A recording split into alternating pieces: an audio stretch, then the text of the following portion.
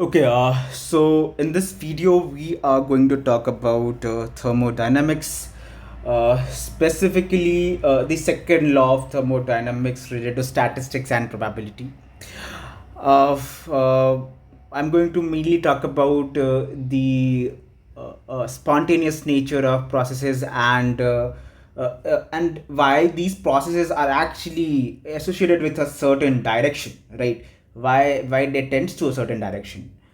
Okay, before starting anything, I just want to give you an analogy about from mechanics. Okay, so I mean it. I mean, it's, of course, it's not a kind of analogy. It's way different, but yeah, a kind of analogy.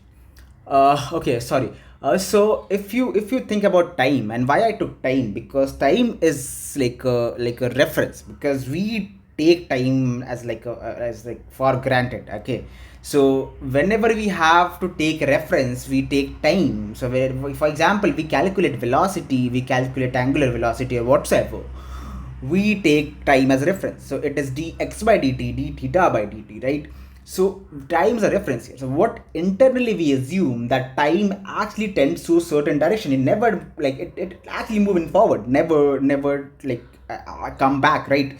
So that is what there in our mind. But if you think logically, most of the microscopic physics laws are time invariant. Okay, so what time invariant? What I mean by time invariant? It means like the dynamic law we have, for example, Newton's law, right? So what is Newton's law? Which is this m d square x by dt square is equal to f of x, right? I just am assuming the function, the force is the function of x, right? So this is what we call Newton's law, right? This is time invariant. And why am I calling that time invariant? Because if you assume that this x is some function of t, right? This x position vector is function of t.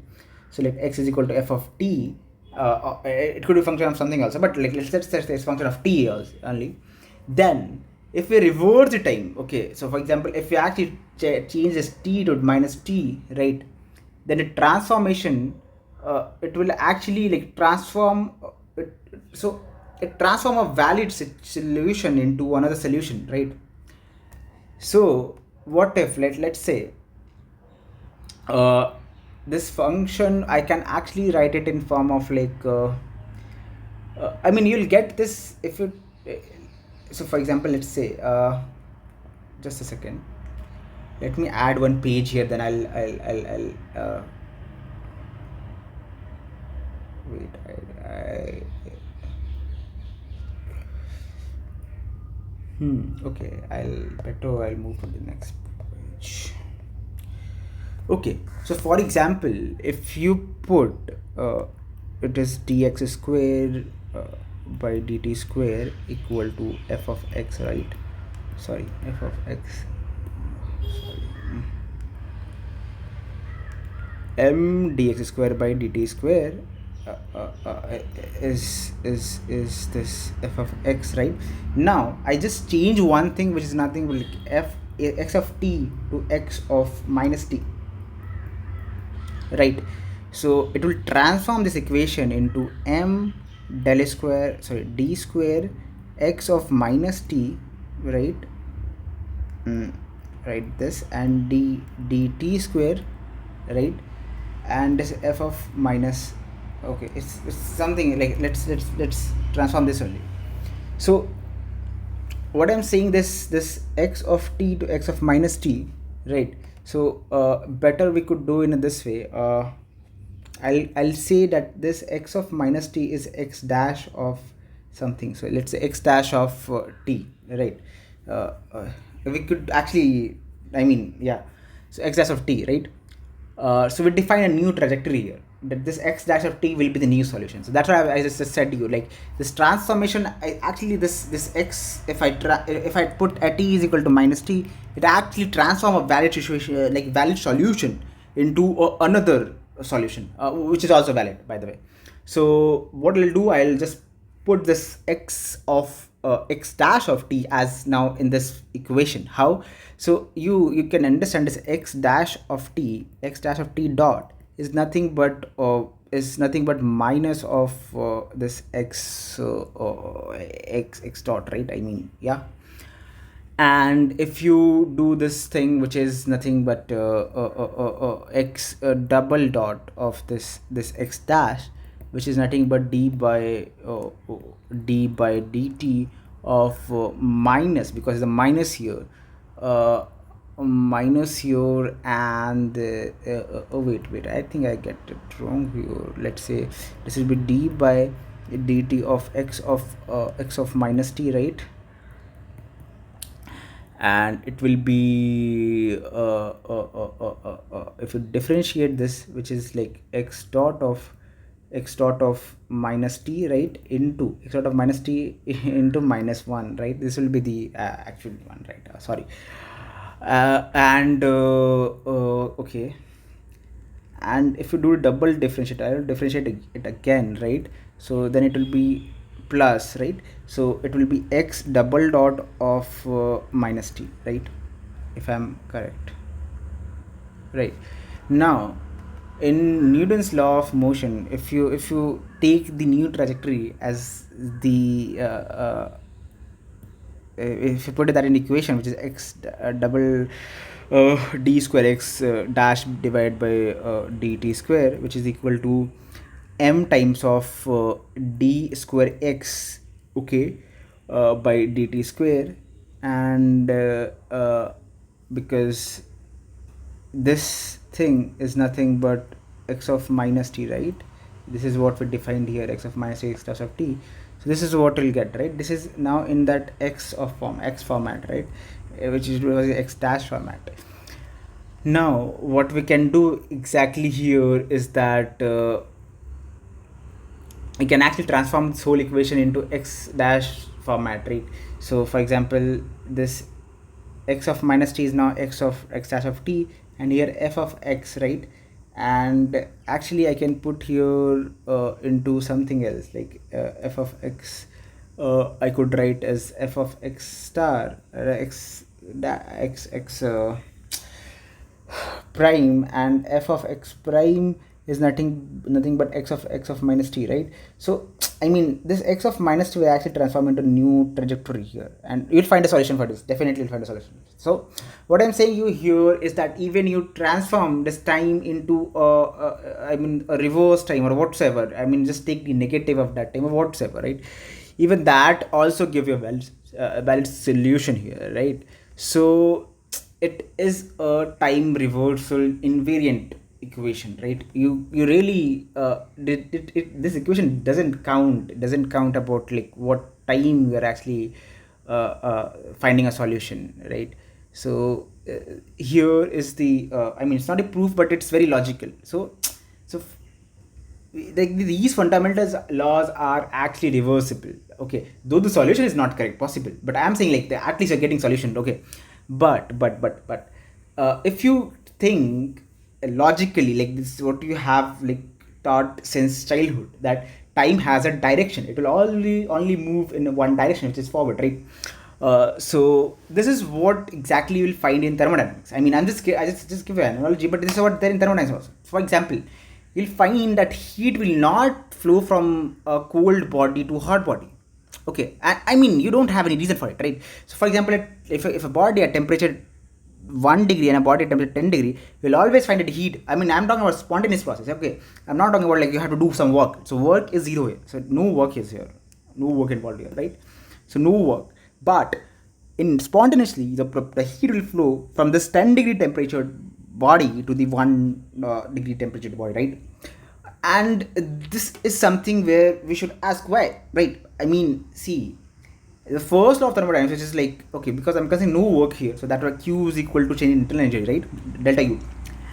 This law doesn't tell you about the direction of the process, okay. So I mean it will, because if you give for example I'm just saying you this thing, I mean like let's say the heat actually flowed from this hot body to cold body, and you put this every detail in this equation, still it will give you a valid solution, okay.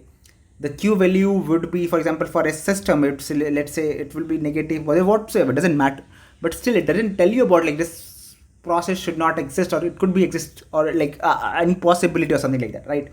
So in very short term, that this law doesn't tell you about direction of the process, okay, or like the feasibility of the process. Is that process feasible or not, right?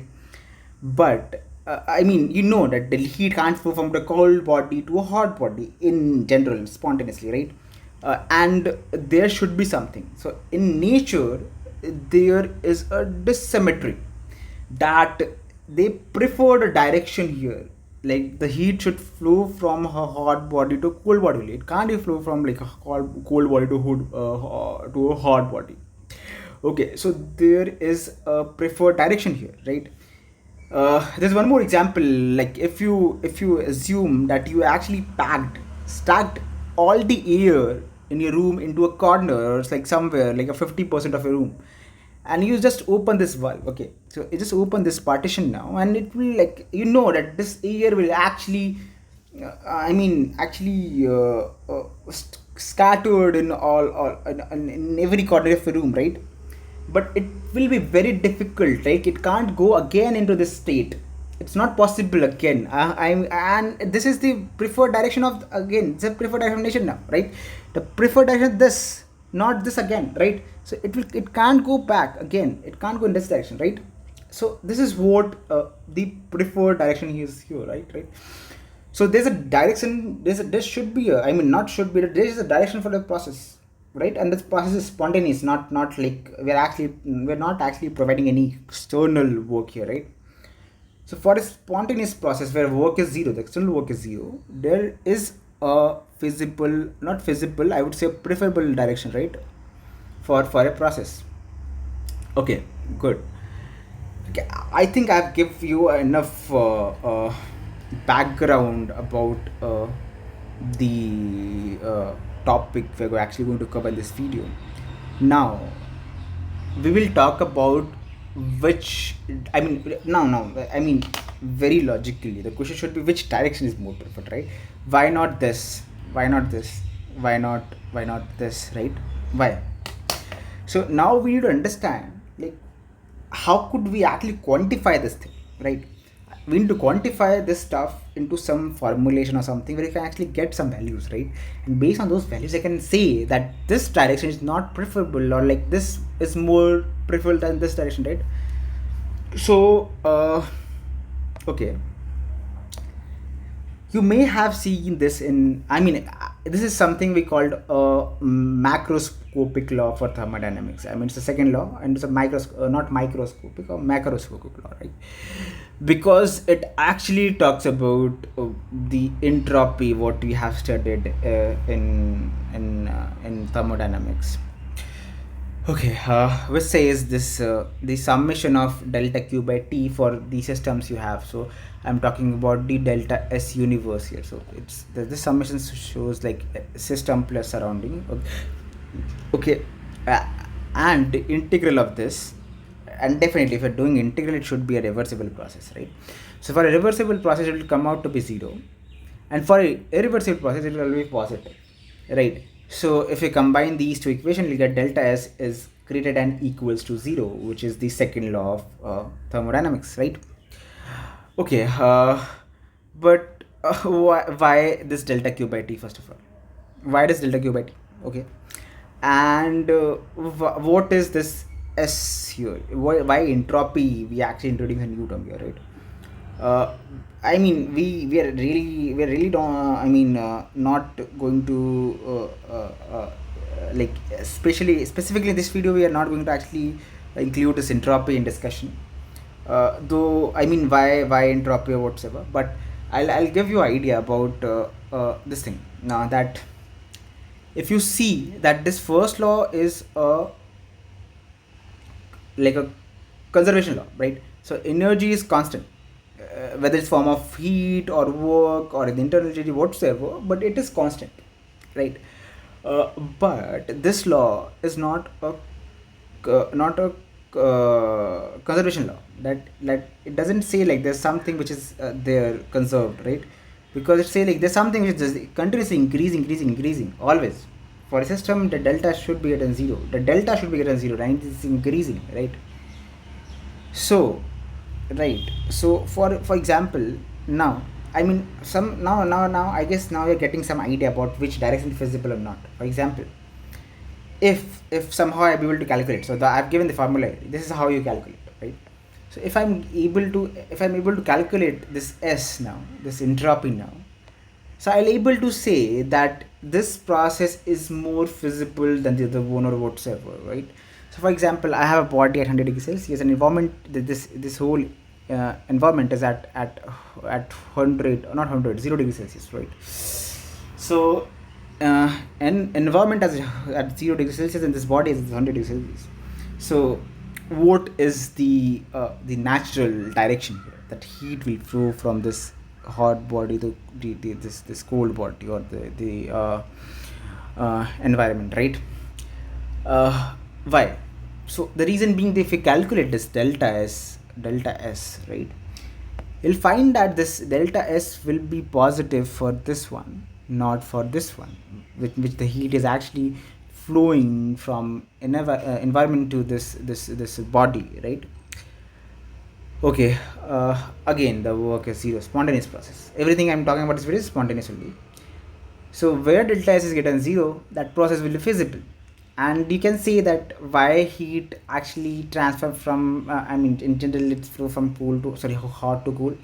Because if you see this formulation here, which is Q by T, so you'll understand. For example, I'll just give you example here. For here only, I'll just give you example that I have a body at 100 degrees Celsius. I have a body at 10 degrees Celsius, and if I assume a small heat actually transferred from this body to this body, okay, spontaneously, dq, and if I actually find this total delta s, you'll say that this dq divided by,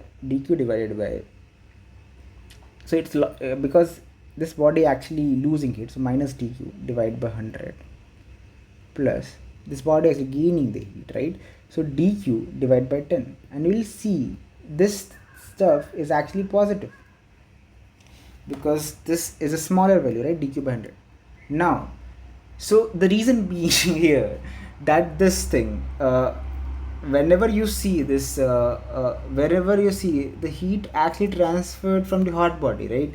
So the temperature is actually for the hot body, the temperature is higher, right? So that makes this term smaller, and because heat is actually losing, so it become negative, right? And and this stuff become positive, and because it's a low temperature body, that's why it become this denominator is small here. It makes this value is definitely larger than the other one, right? And that's the reason that this delta is coming positive. I mean, mathematically you can get it, right, what I'm saying. But why this q by t again, right? The reason is same here, because I mean the reason is why we are actually using this q by t, because it's actually there in a definition of temperature.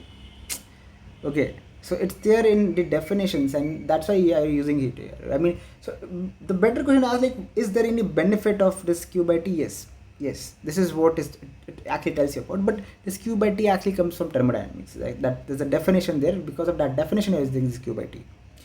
Okay, so anyway, I'll better move to the next part here, which is the not the macroscopic law, the microscopic law. So this microscopic definition for this entropy or whatsoever said, the second law of thermodynamics, is based on probability. Okay, so here the numbers matter. That's what I've written here. So yeah, based on numbers, based on probability.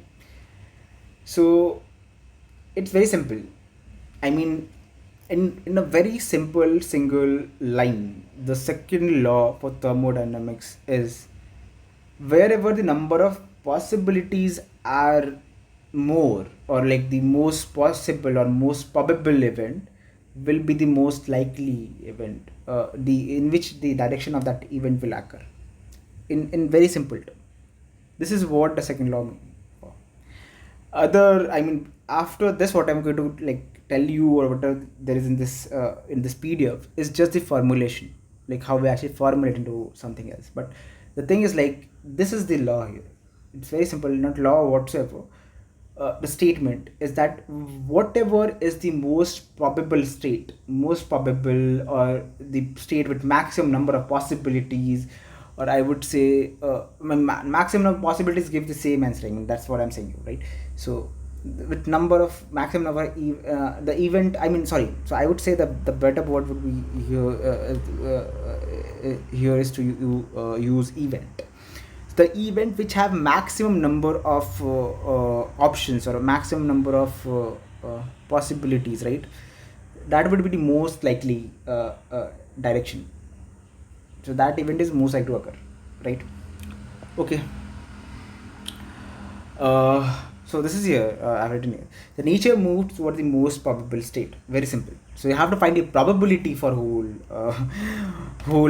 now all the events, right? And the most probable event will be the most probable state. I mean, I'm the event state almost same, right?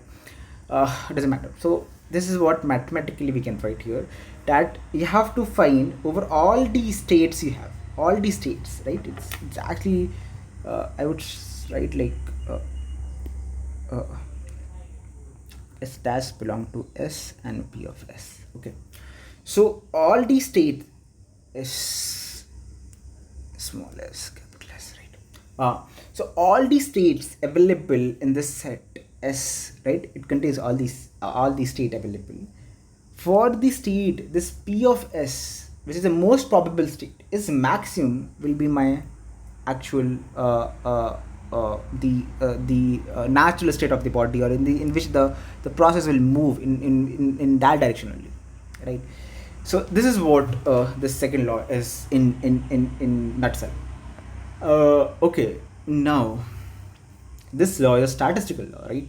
This is what I've written here. So it's a statistical law. Now we want to actually include statistics here. Like, let's say how. So now I ask you this thing, that there's a body at 100 degrees Celsius, another body at 0 degrees Celsius, right? And now tell me, is there any possibility of that heat will transfer from this body to this body, for a cooler body to a hotter body? So, I mean, because it's a statistical law, so answer could be like, so the answer is like, it could be possible, right? But the probability for this event, that the heat will transfer from this 0 degree body to 70 degree body, from a colder body to a hot body, will be very less. It will be around like approximately zero, close to zero. So that's why this event will not occur, or it will occur but in a very small or I would say number or whatsoever, right? Almost zero, almost zero. Like, I would say this number will around like 10 to the power minus 23 or something. It's very low, or something like that. But if you calculate the probability for this direction, it will be a significant number. That's why this will be a more, it will be the I would say the favorable direction for this process, right? Okay, got it. Probability is low here whatsoever. This is what I've told you about, right? Okay, now there is a physicist named Ludwig Boltzmann, right?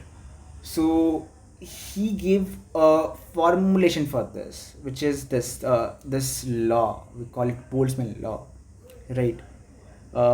Which is also the general I would say a good definition for the second law of thermodynamics. Okay, which is this S is equal to log n into kb, which kb is the Boltzmann constant, right? And right, this n is here the number of microstates, number of states possible, microstates possible.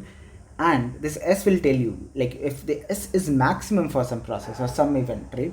If it's maximum for that process, that process, that event will have the maximum probability to occur. Okay, in that direction only this the process will go, right? Okay, I think I'm clear here. So I guess this formulation I'm now you can ask it like why log, why key, why log, or why this, I mean log, this function. So again I would say you that this is not a correct question to ask. Why log? The best you should ask is like is, I mean, you can actually write a simple linear equation here, so right? S is equal to n a plus b, where a be positive or whatsoever. Then also it will be like a increasing function or whatsoever. So, but why log? So the reason being like this is a way we actually formulate our whole physics.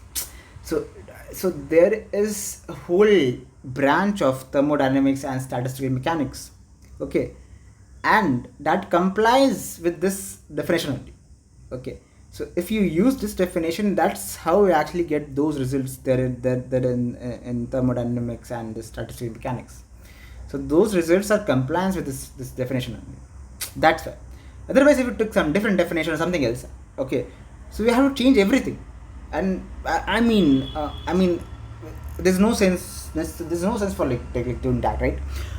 So that's why we are taking this definition here. S is equal to log nkb, right? Now before I move to before I move to the next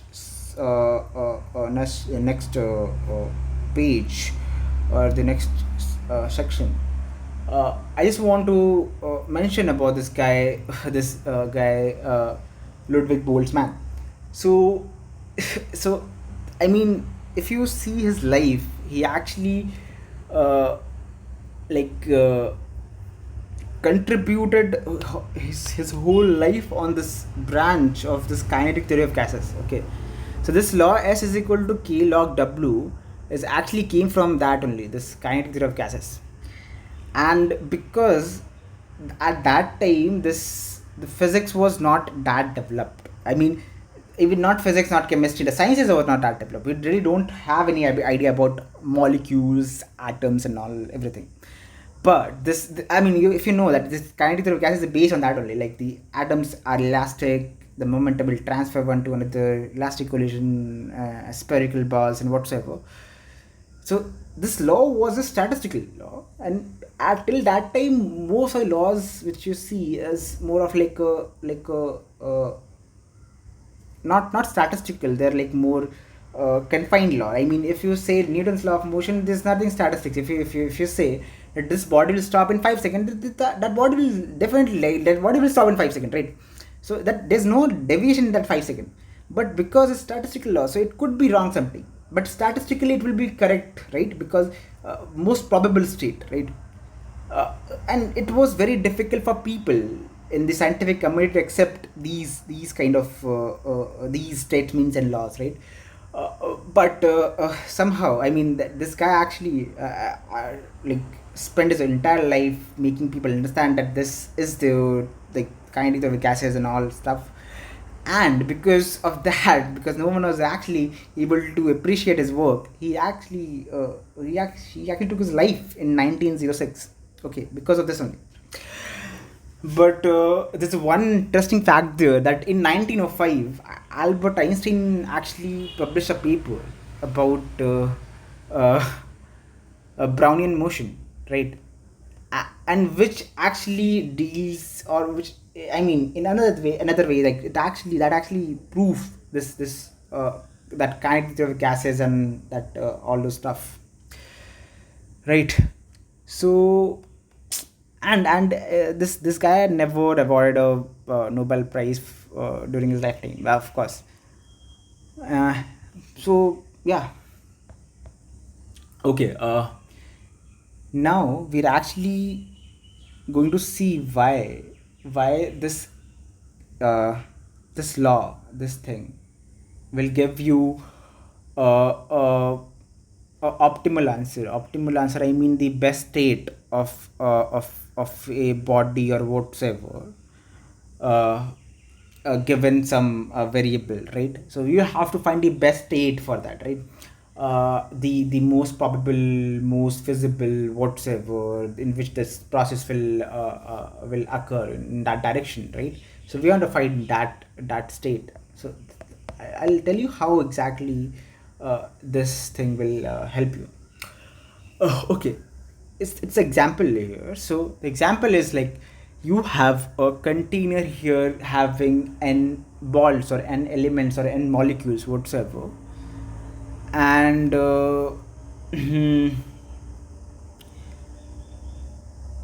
okay, right. Now I just mentioned here that everywhere I'm actually taking log, it's same as ln, because I mean I mistakenly write this log here or L, because anyway if you convert this into log it will be constant and it will be there, it doesn't matter here, okay, but it's more about function, so it's fine. So it's all ln here because I have to take derivatives, right? So that's why. Okay. uh, so you have n molecules, right? Now you make a partition here, and you put n molecule in the left partition and n minus n molecule, small n molecule, capital N minus small n molecule in right partition, right? Now you have to find the optimal state of this body when you actually remove the partition, right? And you know the answer, like it's at that n should be equal to n by 2, capital N by 2, right? 50-50, right? But why 50-50? So for example, I put a one molecule here, I put 99 molecule, let's say n capital N is equal to 100, right? So I put one molecule here, 99 molecule here. So why this extra 49 molecule will go there in the left side? Why? I mean, why need natures go in this direction, right? So I mean, the honestly that we don't have the answer for why, but we know like what will happen because of this law, because of this S is equal to K log W, right? Okay, it's very simple. Let's start with the basic assumption. So what was that n here in here, this W here was the total number of microstates. So how what I mean, now you have to understand, like you have to figure out what could be this microstate could be here in this problem. So you have n molecule in total, you have to put n small molecule here. How many ways you can actually choose the small n molecule from n molecule is what is the microstates here, right? So it could be one molecule here, two molecule, 3, 4, 5, 6, whatsoever. So it should be this choosing small n molecule from capital N molecule, right? So it should be NCN here. So this is what I have written here, NCN, right? Now this is SN, right? Now for the most probable state, I need this S to be maximum. I need the maximum state. I need a state for which this S is maximum, right? So what it will do, I'll actually differentiate it. Okay, so I just like expand this NCN, and this is what is in the again the expanded form. Now I want to differentiate it, but there's one problem, that we don't know the differentiation of factorial n, right? So I mean, I hope you guys know it, because differentiation of factorial is not is possible, right? So but I don't know the differentiation of factorial n. So sorry, the definition of factorial n, I don't know the factorial n definition, differentiation, but I know the differentiation for this uh, this log of factorial n. How? So just expand it. It's very simple. So log n factorial x is nothing but not log ln. Okay. So ln 1 into 2 into 3 dot dot into x till x, right? Now you can actually do one thing, that you can actually write in a summation form, right? Now what if this k, so I've written as k, what if this k and this is x, so what if this x, sorry, this x tends to infinity, so that means that there's infinity number of terms here, right? There's infinite number of terms here, right? And that could be the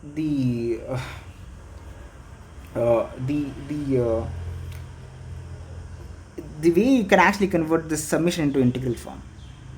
So now because x tends to infinity, you can actually confirm this summation into this is the integral form, and we know the integral for ln x, right? It's a x ln x minus x, right?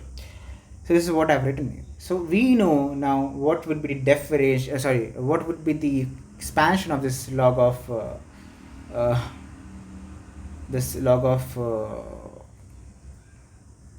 factorial n, right? Right.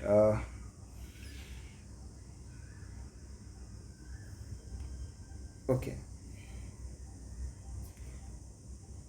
got it. So one thing we could do here is that we can actually write this whole definition. Oh, so the new definition of this law factorial, and it's only valid when this valid, right? When we have a number of like large number of particles, large number of numbers, whatsoever. So we just put this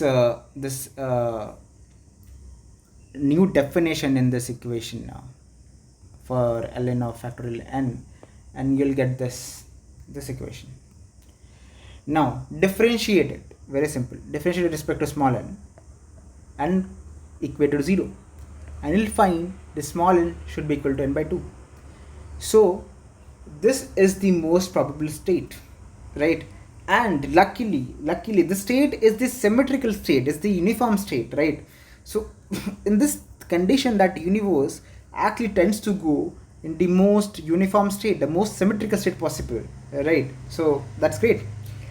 uh, so I hope you understand why, like, I mean, of course, hopefully you know about this equation is q by t, because generally we studied this entropy term in thermodynamics only, right? But now you can appreciate this definition also. Why acts exactly, why some processes move in certain direction, right? Okay, great. I have one more example also, but before that, I just want to give you another analogy, right? Which is related to mathematics, and this is very similar to this equation log s w or whatsoever, right? For example, if I say you, I have given you two natural number, which is x comma y, which belongs to natural number n, right? And there's one information here, is x plus y is 4, and you have to give me the optimal value of x5, which is x star y star, under the condition that x into y will be maximum under this condition, which is x belong to n, y belong to n, x plus y is 4. The same condition here, right? You'll find that this is the similar condition to this only, very similar, very similar, right? Well, what we'll do, we'll actually divide this 4 in half and half. So 2 and 2 will give me the maximum answer. So this will be the answer will be again answer will be 4 only. The maximum answer will be 4 only for x star, for okay, for x star and y star both equal to 2, right?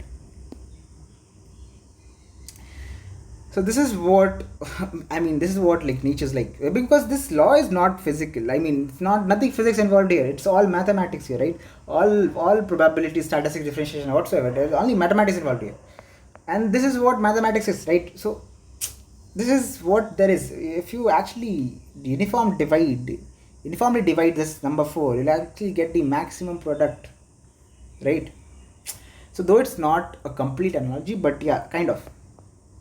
Now there's one more example, which is more related to thermodynamics, and because this it actually includes some definition from statistical mechanics also. I have written here, I have mentioned in this PDF also, but I guess it's not very difficult to solve this. So let's say I have two bodies, which is one body is temperature 100, other body is temperature 0, and I have given the internal energy for these two stuff. Internal energy for the object A, the body A, and the internal energy for the body B. Now the total energy would be the U is equal to UA plus UB, right? Okay. Now you have to tell me in which direction is this direction or this direction will this process will occur, right? The preferable direction here, right? So the heat will transfer from A to B to A, whatsoever. Let's look at that only. So now, if you see, it's a similar problem, but the objective function here, for example, it was x into y, but the objective function is a little bit changed here, and almost as simple. I mean, it's u is equal to ua plus ub, is xy is equal to 4. Similar, right? Very similar. Now, because now we have to use this statistical law, right, which is based on numbers, right? Because number of states we need to find. and I would need to find the most probable state here. So there could be like infinite number of states, but we need to find the state which have the maximum this S value, and that will be the most probable state. Or else I could find that there are certain states where the probability will be zero. This S value will be like very less, or this probability will be zero. So the counterpart will be the maximum, right? I could solve with either direction, but let's see. So I just assume that n of ua is actually the number of state of A with ua energy, and n of ub is the same, like the state of B with the energy ub. Okay. Now what I will do, I'll find the total n for A, okay, which will be n of A of ua into n of B of nb, right? So I just write nb as u minus ua, right? Now what I can do, I can take log, I can actually differentiate in terms of ua here, right? Okay, now if you differentiate this, you'll find that and again differentiate it and equal to 0, you'll find that this thing, which is like this, you'll find eventually you'll actually get into this Ta is equal to Tb. And there's one thing which I've used here, that definition of temperature. Definition of temperature I have used is like this thing, which is del by del E of ln of the number of states. So this is the definition of temperature in statistical mechanics. Okay, so that's why everything has already defined that this law should be in logarithmic form, or like the exponential form, or whatsoever. It's already defined because we have to compliance with all the theory available, right? So that's why. Right. So Ta is equal to Tb is the optimal solution, of the optimal condition, right? So whenever this Ta is equal to Tb occurred with whatsoever process, right? With whatsoever, so it doesn't matter. Maybe like heat may flow from here to here only, but if flow of heat from this body to this body, B to A, will make this temperature equal, then that process will occur. Doesn't matter, like heat will flow from here to here or here to here. The main condition we get here is the temperature has to be equal, and for the state for which this temperature is going to equal is by the optimal state, right? Very simple. Now we need to figure out that heat will transform here to here or here to here. I mean, I just have to figure it out, and if I will to figure it out, and I understand like this is the direction of this process, right? So let's figure that out now. So I just assume that delta Q is the heat will transfer from A to B. Okay, I just assume A to B or B to A. Let me check. A actually got energy, so it's B to A. Sorry, it B to A. I'm sorry, I should actually change it. It is B to A. So I just assume that delta Q of energy or the heat actually transferred from this B to A. So intuitively it's not possible, right? B has no temperature. How could I transfer heat to A? But let's assume, okay. So I just assume that, and now I again write this NT for this B to A transfer. So A will get energy, that's why I have added delta Q here, and I subtract delta Q here from EB now. So this is that my total number of states here, right? Now I have to take the log of it. So log of this whole term, and I'll just subtract and take the log of this also, and subtract these two. So we get this delta ln term, right? And we'll find that this will be the final term. So you may ask, like, how could you actually this thing transform into that? You can use this Taylor expansion, like f of some f of x plus delta x, which is nothing but f of x plus del by del x of f of x into delta x, right? So this is something you could use here, right? So if you use Taylor expansion and solve it, you'll find that the delta ln term will be like this only. Again, if you recognize this term, it's nothing but definition. It's a definition. Sorry, if you recognize this term, it doesn't the definition of temperature, which I have written here, right? This term, the definition for the temperature. So eventually I'll get this stuff, which is this, which is 1 by Ta minus 1 by Tb is into del Q. Now, if you look at this term, that now let's move into problem statement here, which says that A is at the higher temperature. So Ta at the higher temperature means that Ta is more, right? So Ta greater than Tb, which actually give me this term negative. This term negative here, right? Got it. So so now this term is negative here, which is this delta L term, right? What we could do here is like okay, now I'll do one thing, like I just assume, I mean not assume, it's there, like the probability is dependent on the number of states you have, microstates. If you have more number of microstates, there will be more number of probability, right? So if you define this, it's the this direct proportionality term here, right? So let's say P1 by P2 is N1 by N2, right?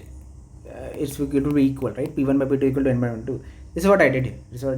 So probability of from cold to high and probability of hot to cold is equal to the N1 by N2. So N is nothing but this total N. Okay, so N1 I would say is cold to high. So cold to high, it means like this stuff only, like B2A is cold to high, right? So I just put this whole term here, which is here A adding some energy, EB removing some energy, divide by EA removing some energy, right? So N2 would be like hot to cold, so it's opposite of this, right? Simple. So this is what I have put in here, right?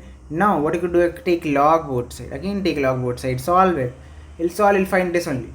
Okay, and now in very like simple terms, you'll find this P of cold to hot, P divided by P of hot to cold is nothing but e to the power this delta Ln terms, right? Now we know that the for process, for our case, for like the case which are dealing with, in which the temperature of A is greater than temperature of B there, right, in the problem statement only, right?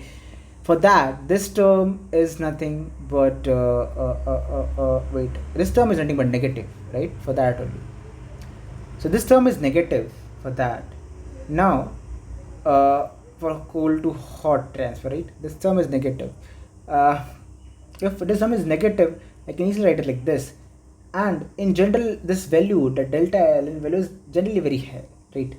So if you assume, if let's assume that it's very high, let's say 23 10 to the power 16 or 17 whatsoever, then this term become very, very small and this term will be 0. This probability of C to H, cold to hot, is almost 0. It's nothing. It's almost 0. Or I would say the probability of hot to cold is way more than this thing, this cold to hot. That's why it come to 0. It's almost 0. That means I can easily write using this, it's almost 0. Okay, so I can easily write this probability of hot to cold is definitely very large as compared to probability of cold to hot, right? But I can't say that probability of cold to hot is 0. No, it's not 0. It's similar to 0 but not exactly 0. So there could be possibility in which that heat will transfer cold to hot, but no, in general, no, it's not possible because it's very, very, very close to 0, right? Okay, so I hope I have given enough idea about how the statistical equations exactly work in our real life, right? This is what, and these are very, very, very basic questions. I mean that these questions are one of those which actually should occur in our mind, right? Because very fundamental questions: why heat transfer from hot body to cold body, why not vice versa, right? Okay, this is what I have told you about the analogy part with the Newton's law. Okay, I guess it's already 15 minutes for this video. I'll post another video which I'll discuss a problem. I mean a very basic very basic J level problem. But for now, let's stop here. I hope you enjoyed the video, like what I've ever discussed in this video. Anyways, thank you. Yeah.